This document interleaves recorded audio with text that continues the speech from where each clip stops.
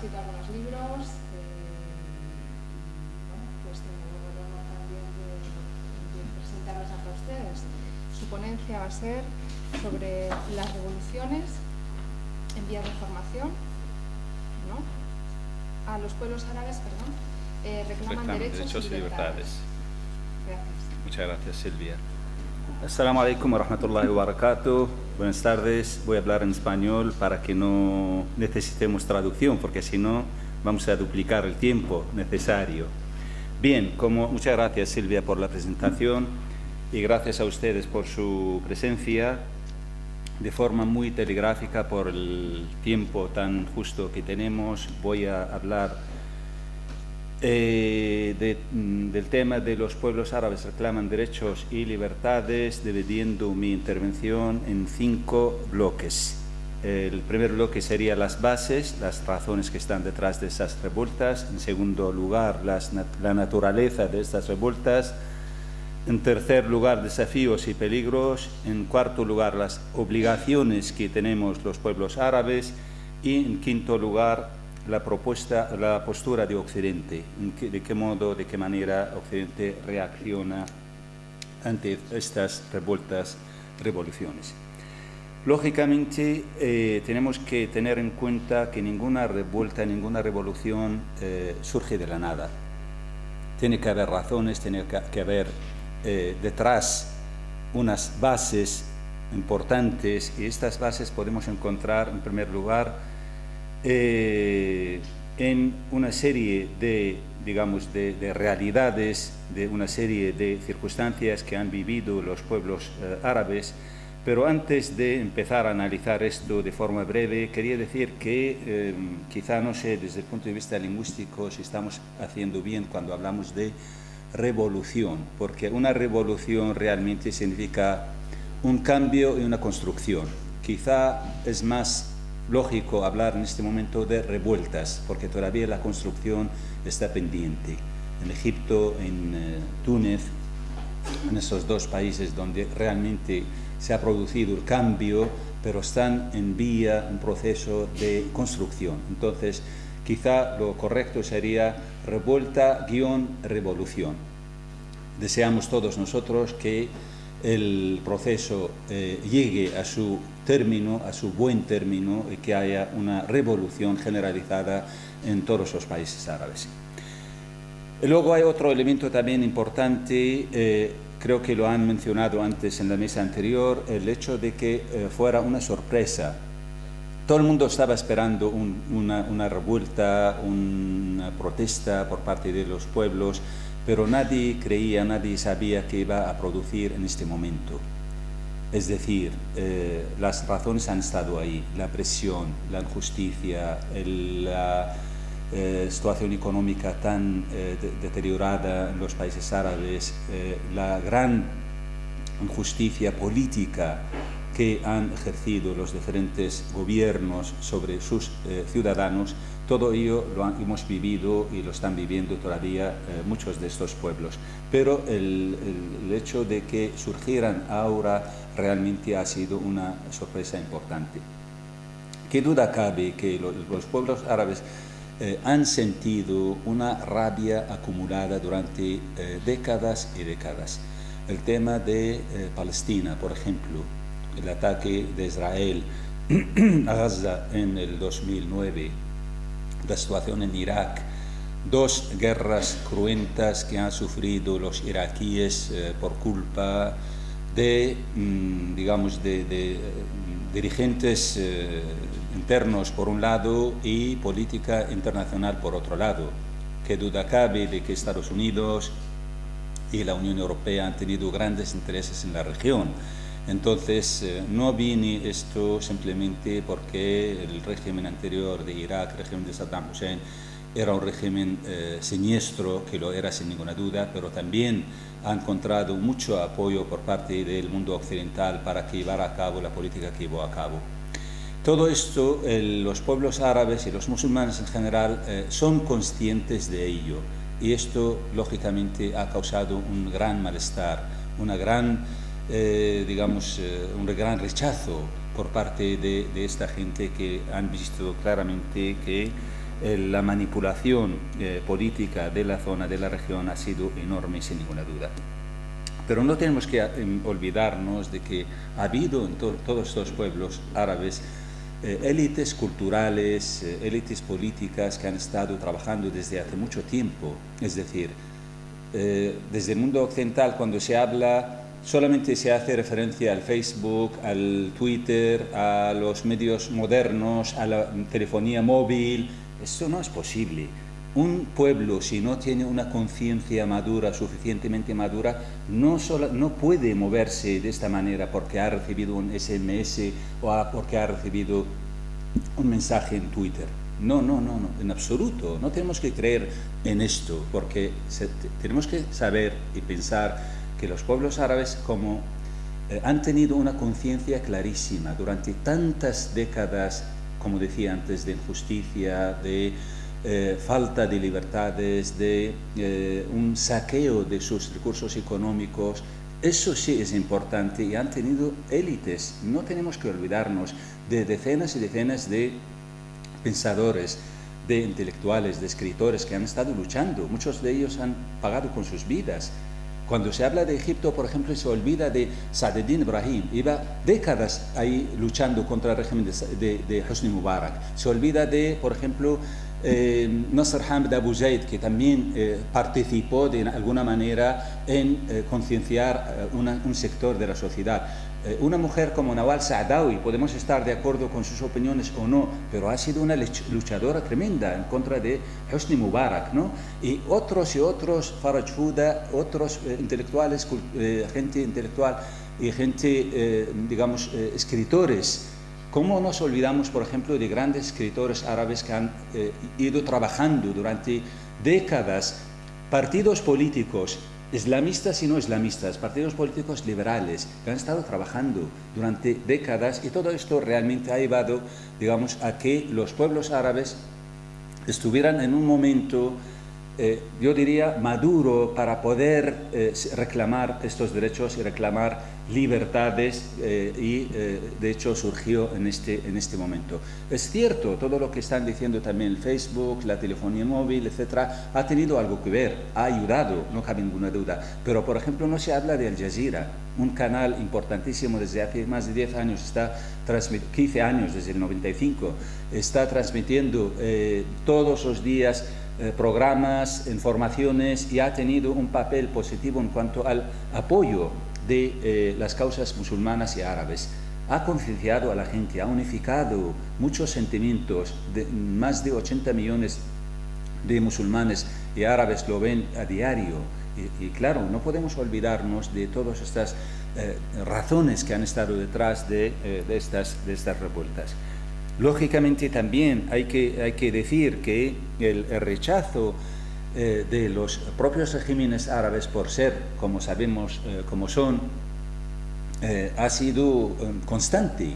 Muchas revueltas anteriores también han surgido, pero han sido reprimidas con sangre y fuego. Es decir, cuánta gente, tanto partidos políticos como individuos, se han levantado en contra de sus regímenes, pero no han podido porque se han encontrado solos, o porque no ha habido un movimiento social como lo que estamos viendo hoy en día. En fin, yo creo que hay muchas razones detrás de todo ello que se puede mencionar y resaltar, y no solamente lo que se está diciendo ahora del Facebook y de los medios modernos. La naturaleza de estas revueltas, también antes en la mesa anterior se ha mencionado, yo creo que han caído muchos mitos. El mito de que los árabes, los musulmanes, se encuentran cómodos con las dictaduras, que la democracia no va con los árabes y con los musulmanes. No existe un ser humano en el mundo, sea árabe, musulmán, chino, japonés o africano, que no quiera la democracia. A ningún ser humano le amarga que le respetes, que le des opciones para que elija sus representantes, que le trates al pie de la igualdad con el resto de la humanidad. No existe esto, porque ni el Islam lo impide, ni el carácter étnico de los árabes le impide, ni nada de esto. Es absolutamente falso, una coartada que utilizan algunos para siempre separar, digamos, la humanidad en diferentes categorías, y los árabes y los musulmanes siempre son el otro, el que no quiere modernizarse, el que no quiere tener regímenes democráticos, etcétera, etcétera, y con este argumento, lógicamente, como una coartada, pueden, digamos, saquear los recursos económicos, pueden manipular, pueden actuar del modo que les interesa y les gusta. La naturaleza de estas revueltas también nos hace ver cómo se ha roto la barrera del miedo. Ya la gente no tiene miedo. El miedo, se ha dicho muchas veces, que ha cambiado de bando. Ahora, los pueblos no temen. El que teme, el que tiene miedo, es el otro, es el dirigente, son los propios dirigentes políticos. El otro día he visto un chiste que, digamos, demuestra un poco la realidad de los regímenes árabes. Dice que lo único que desean ahora ellos, que desaparezca el viernes del mapa, que no haya los viernes, porque los viernes son los peores días para ellos, que desaparezca el Jazeera, ¿no? Y que desaparezca el Facebook y los medios del Internet. Entonces, esos son los grandes deseos que tienen los propios líderes árabes hoy en día, porque realmente son uno de los elementos que más daño les hace y les quita el sueño, no cabe ninguna duda.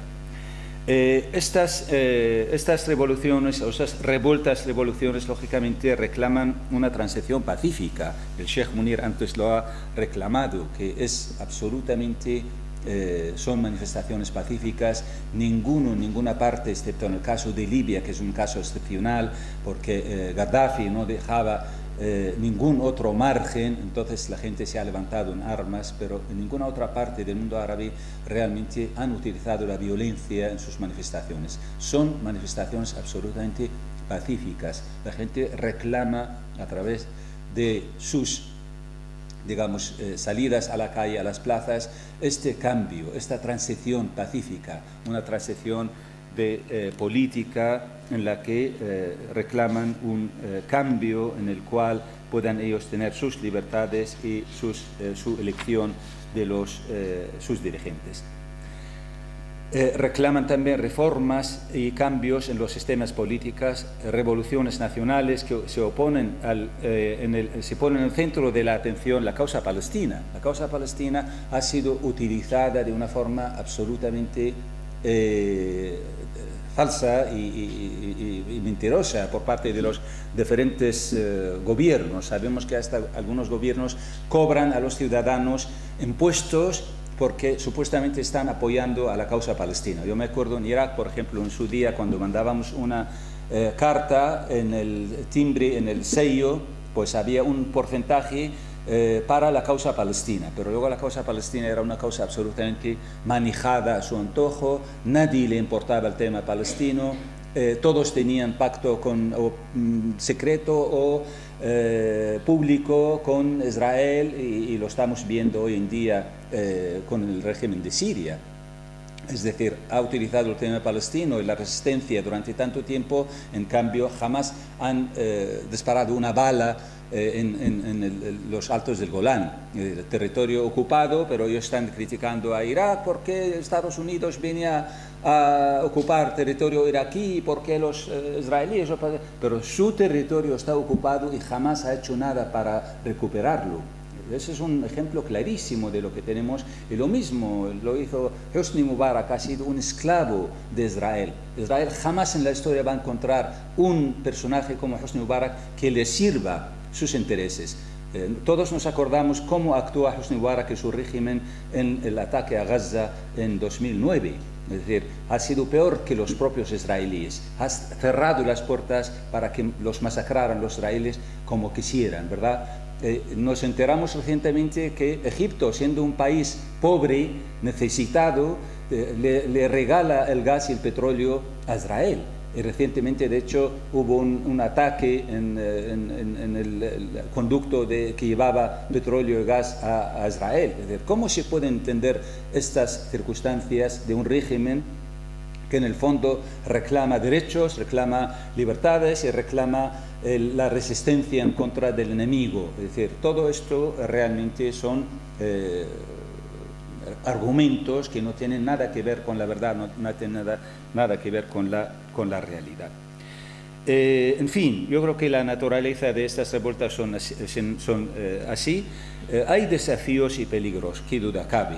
Es decir, todavía, como decía antes yo, que son revueltas, es un proceso larguísimo. Nadie crea que esto de la noche a la mañana vamos a tener unos regímenes absolutamente democráticos, maravillosos, en el cual el ser humano va a ser tan respetado y puede participar en la elección de sus dirigentes y va a estar trazado al pie de la igualdad, el hijo del ministro va a ser igual que el hijo del barrendero.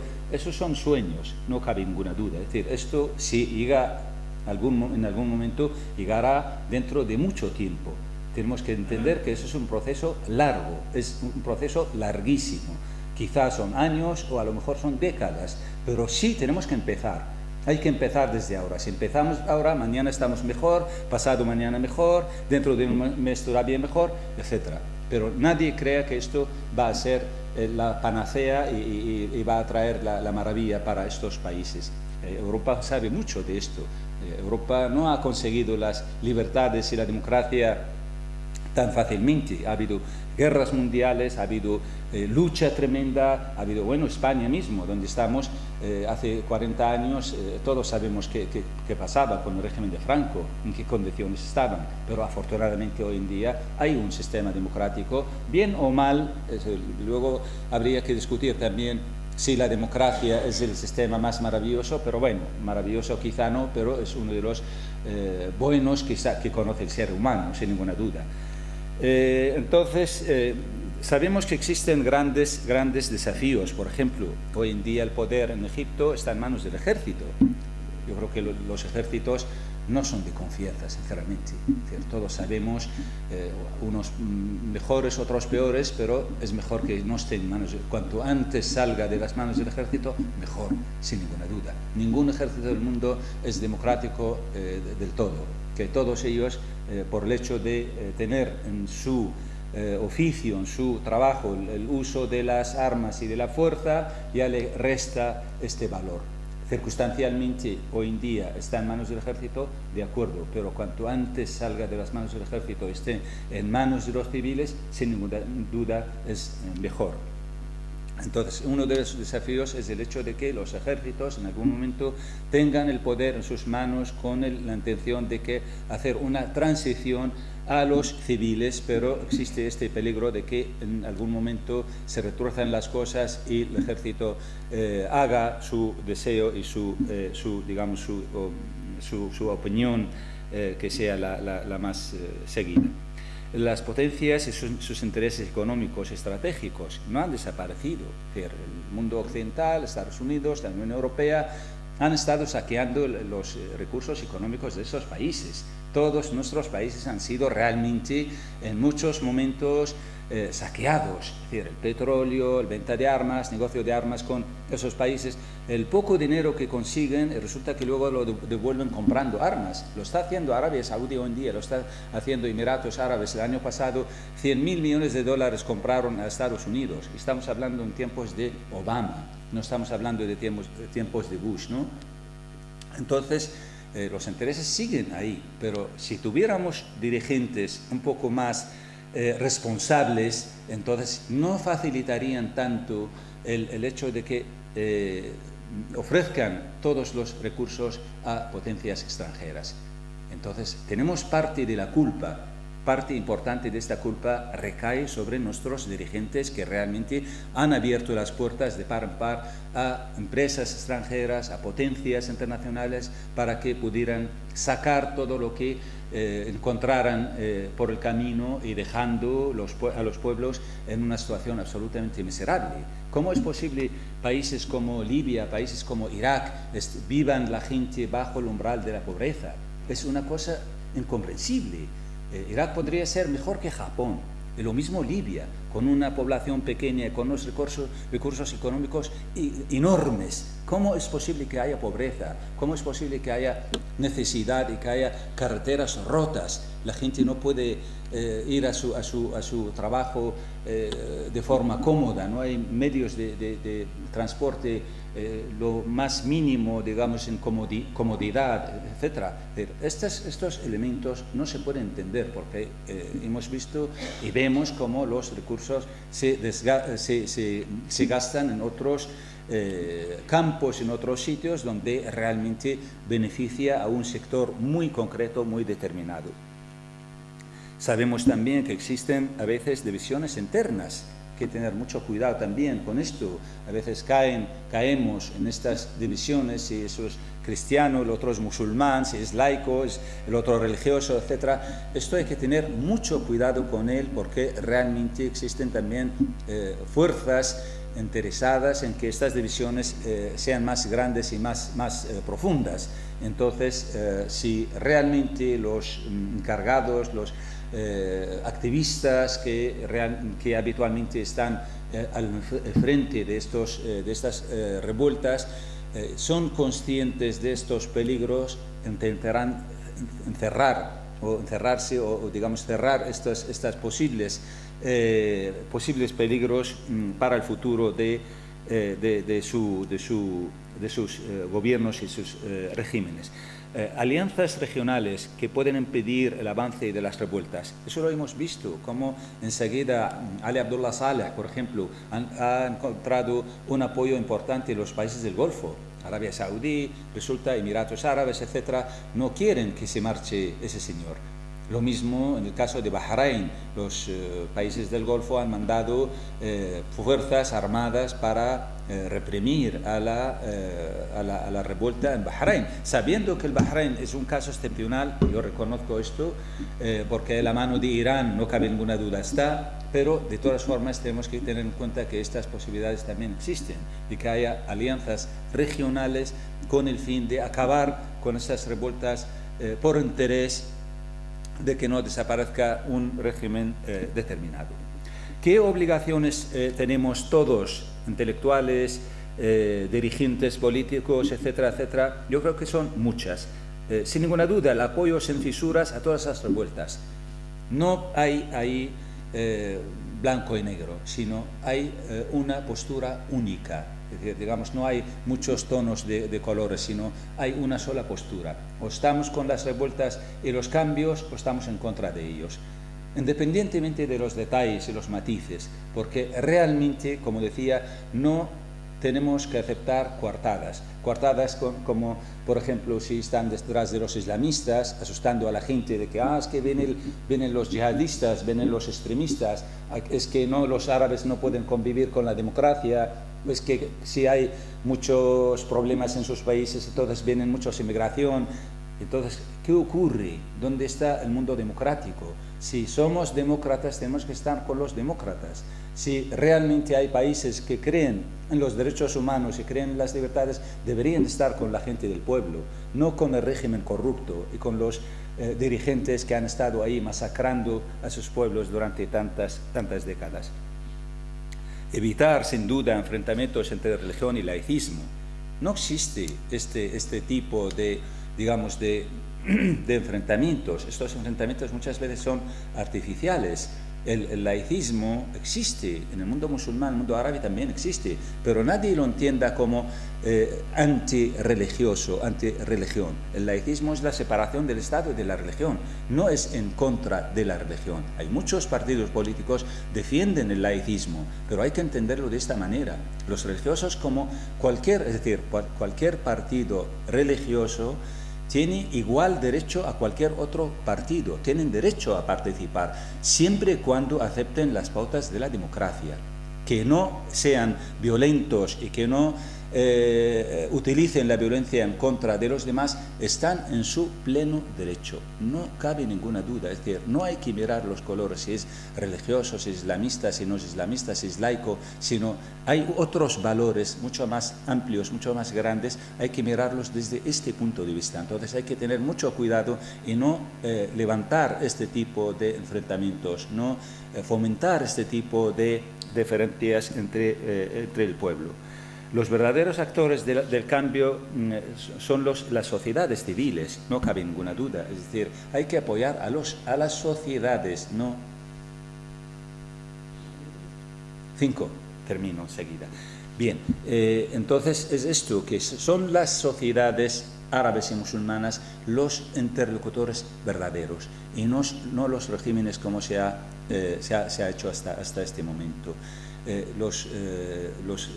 Los pueblos tienen derecho a representar a sí mismos sin estos interlocutores que han sido interlocutores del mundo occidental durante tanto tiempo y descubren curiosamente ahora que no lo son tanto, no lo han sido tanto.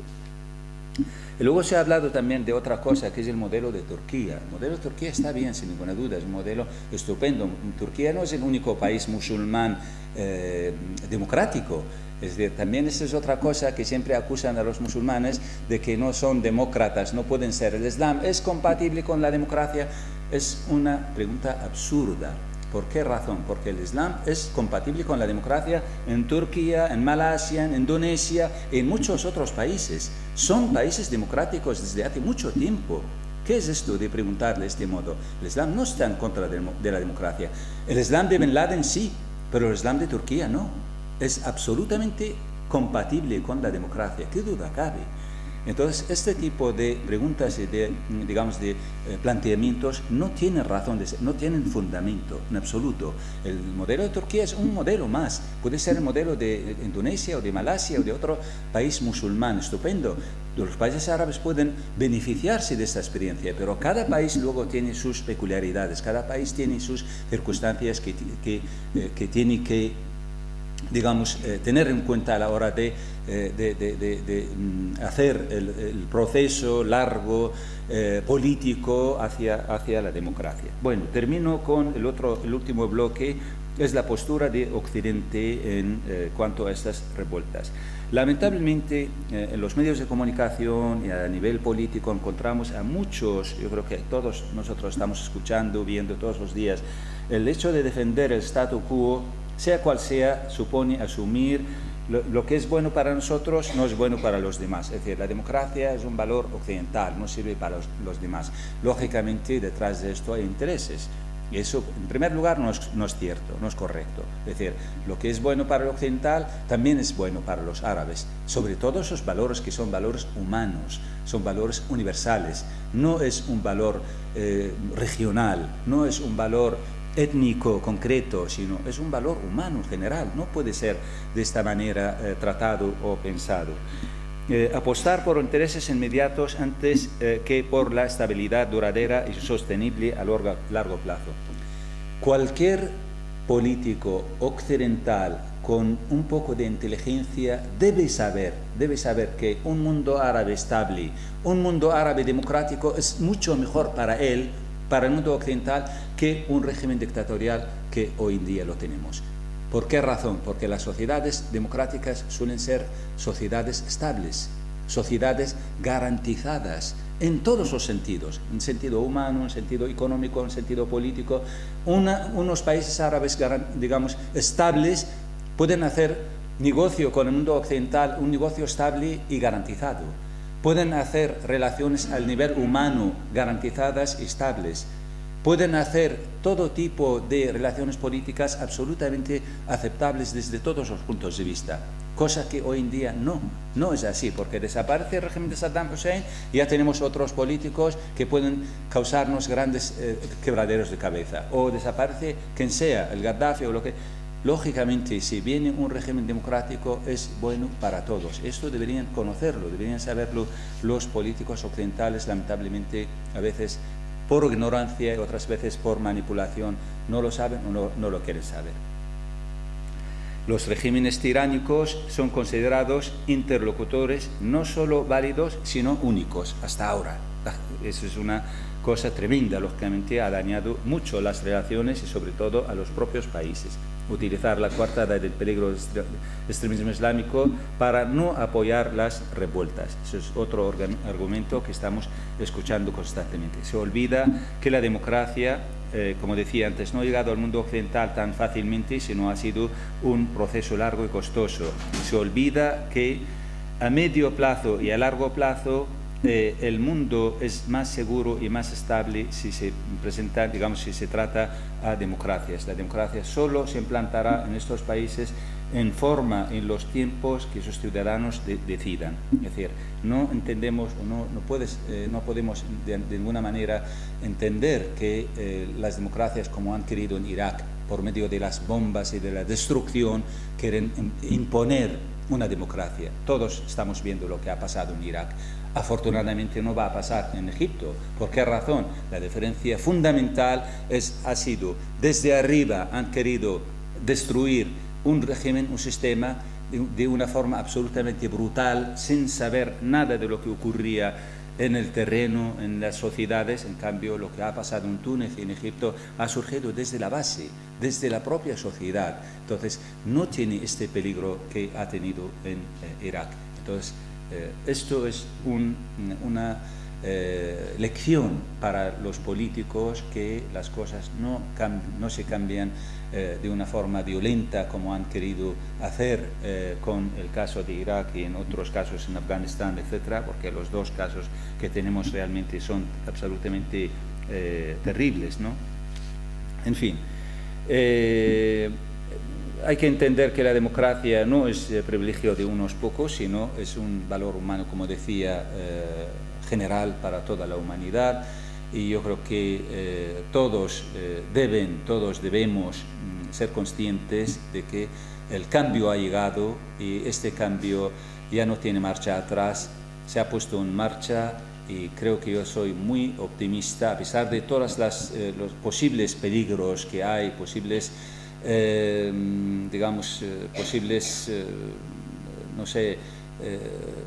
intereses que pueden surgir en un sitio o en otro, pero en el conjunto, el tema, yo creo que ha ido tomando un cariz y una forma que nos hace más optimistas que pesimistas, y espero que no esté equivocado. Muchas gracias.